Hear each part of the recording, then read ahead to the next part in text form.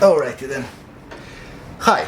If you hear a background noise, this is my AC and I'm not willing to turn it off because it's fucking hot. Having said that, what I have in front of me, well, in front of you is this futuristic device from, I believe, 2010, more or less. And this is actually AIGuru, which is a Skype phone. And what I will be trying today is to install Windows 98 onto this and play Doom. This is a geode processor. I believe it's like a gigahertz, maybe gigahertz 800, something like that. The friend that brought it to me already did all of the exploration. Now, nobody so far has succeeded in modifying this thing. So first of all, I will be turning the device on, connecting it to the internet and showing you why this is as useful as a brick. First let me show you the device a bit and let me zoom in a bit. Okay, so basically controls up, down, left, right. This is the back button, home button, this is the light which will turn on, answer call, hang up, and this is volume up, volume down. Basically it is a straightforward.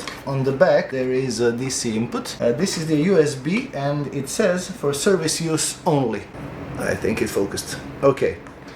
And I believe this is the headphones and the microphone and the LAN and, well, power button. So, you know what? Let's turn this thing on and let me show you how this thing looks. I already have the power supply. This is 12 volts, 4 amps. Not quite sure where is it from, but, and let me press the power button that's on the back. As you can see, it is turning on.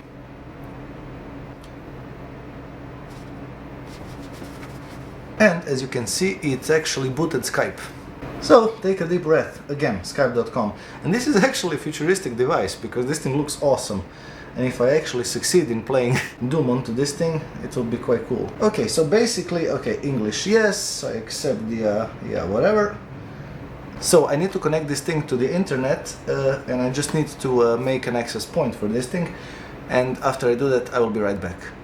It is detecting devices, and yes, and I can actually enter the password. And this is actually a touch screen, which is kind of cool because now I can just enter the password, which is obviously not this one, but let me enter it. And okay, and enter. And this should be connecting. Okay, it's connected. So it's asking me about date and time. I am +1. So this one, okay, and the time is 14:49. This is very responsive. Okay, and the date is of 2022. Okay. So, select your country. Okay, there is no Croatia. Let's say, let's select United Kingdom. And I need to set up my Skype name. And I will automatically generate the Skype. But I don't think that this thing will work because Skype has changed to another security standards, I believe, or at least that's what Nicola told me. I didn't use Skype for like, even back then I didn't use it, so yeah. Okay, can I set up this thing maybe later just to show you the menu? Home. Are you sure you want to cancel? Yes. Okay, so home. What do we have? We have settings, which is video settings. Okay, start my video automatically. Automatically receive video from anyone. Okay, kind of basic options. Let's take, let's listen to the ringtones. Let's see how loud this thing is. Okay, not bad.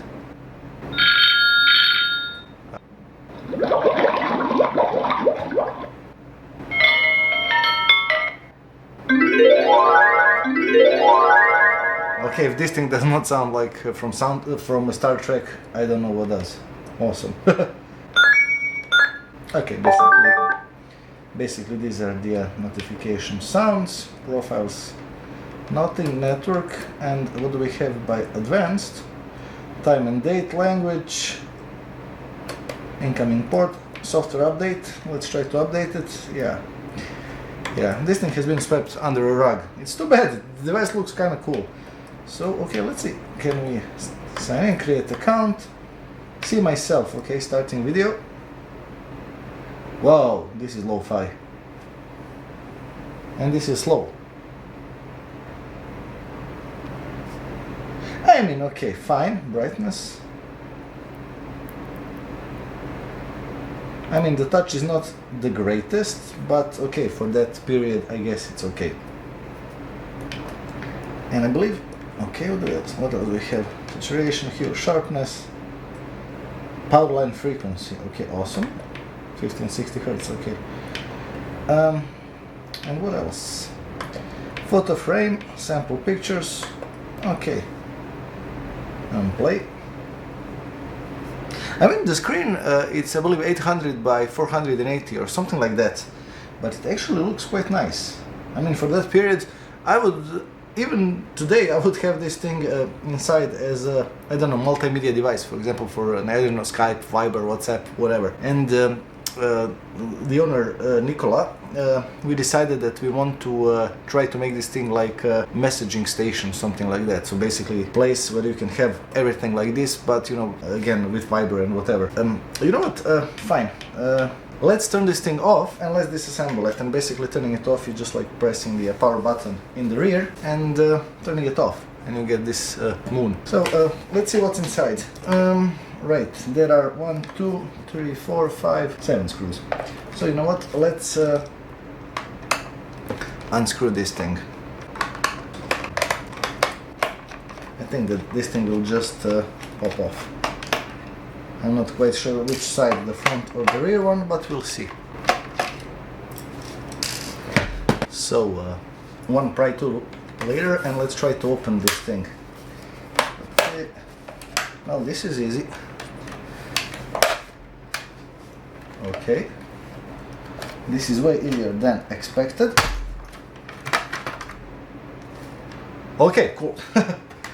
So, you know what, let me zoom in a bit even further and move the camera so that we can take a look at the device itself. What can we see in here? Basically this is the camera module, and I believe that this is the default USB. So basically this is upgradable.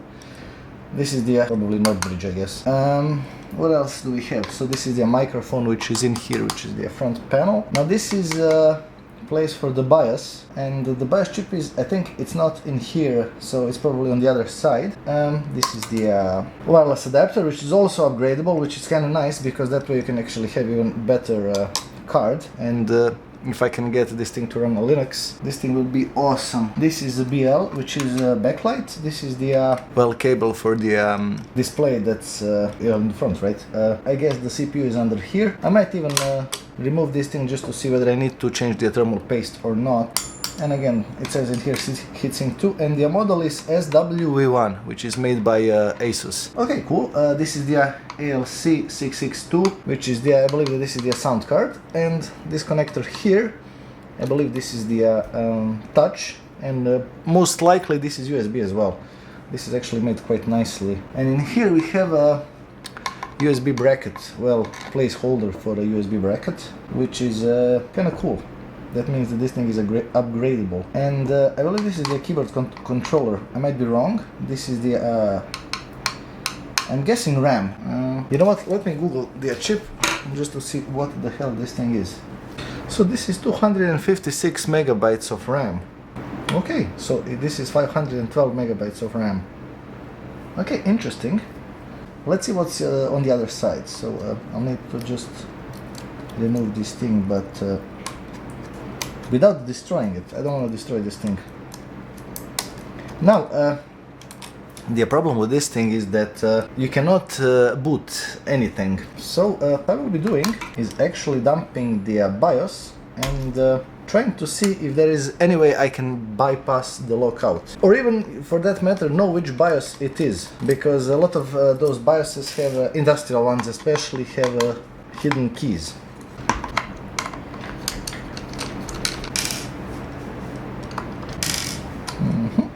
There is one more in here. I need to remove this thing as well. So camera and microphone. Okay, what else? Okay, this is the power supply, obviously. And by the way, this is a free SATA port, which could come in handy if I can get this thing to work. Then let's see. There is something. Okay, pulling this thing. Okay, this is the speaker. Okay, awesome. Basically, what else do we have? This one actually might be the keyboard controller. I might be wrong. But there you have it. This is the BIOS. And here we have COM port. So this motherboard is actually quite upgradable. Okay, what else? So this thing has a gig of RAM, which is kind of awesome. Let's test the battery. Let's see whether the battery is dead. And I already did bring a new one. So where is the storage? So I'm guessing that the storage is in here, which would be an odd solution, but I guess it could be a solution as well, right? I guess most likely USB. At least that is the way that I would make that thing happen. So let's see, let's take a look at the battery itself. Do you see this thing? No, you don't. Okay, we do not need this thing anymore. Okay, is dead, Jim. This battery is dead. But I do have a new ones. This is 2032. So the next step is going to my workshop and dumping the BIOS. Okay, seriously. Oh bloody. Before I install this battery, I'm gonna go and dump a BIOS. I have an idea. What I will be doing is actually dumping BIOS from here and using strings to find out which is the maker of the BIOS. There is usually some string that says something about something. Anyway, let's dump the BIOS. So hi, oh, bloody hell. Exit discard changes, yes. Hi, future me. Well, me in the future. I forgot to press record and show you what I did and how I dumped the BIOS. So I'm reacting. Anyway, here is the chip, and what I will be using is this thing, which is called Sophie something something reader. This is the switch I actually installed inside, just so because it sometimes blocks, and I turn it off and on again and it works.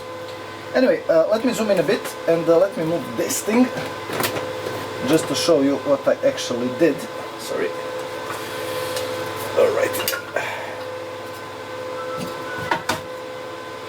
There are so many soldering irons in here. Bloody hell. Okay, something like this anyway. Okay, do you see this thing? Let me zoom in a bit. First of all, I will be starting Fly Pro, which is this software for the reader. Turning this thing on and reading the chip. Basically, it's pretty straightforward. You hook the clips onto the chip, mind the pin. There is a red wire which shows you the pin. Okay. Let's see whether this thing actually works or not. Device, auto detect device type, yes. Read. Basically that's it. Verify, it's done. Whatever. Anyway, now I will be saving file to my desktop, and I will be saving it as well, I saved it already as dump1, but forget about it. Let's save it as Asus SWV1. Okay, desktop. And now I can close this thing and let me zoom in a bit. Okay, I've downloaded software called Strings, so let's go to CMD and let's go to desktop. Strings, I believe. Yes, okay, enter. And now Strings and Asus, which is the name of the dump file, and we'll be outputting that to blah.txt, whatever. And that's it. Now we can close the CMD and go to Strings, and we have a blah.txt. Oh, sorry, it's there, that one. So let's open it and let's, well, you know, let's surf through it, I guess. Can I zoom in a bit more? Sorry. Okay, but will this thing focus? Because focus is fuck not, right? And if you go through this thing, you get quite a lot of those readings. something like, you see, flag, audio, whatever. But if you go a bit further down, you actually get, now let me see where did I see it? GPIO, mode, flags, and there you have it, Phoenix Technologies. And this was the clue that this is a Phoenix BIOS and this is the older version. So, sorry, let me zoom out a bit. So the clue was that this is the Phoenix BIOS, and that's basically all I needed.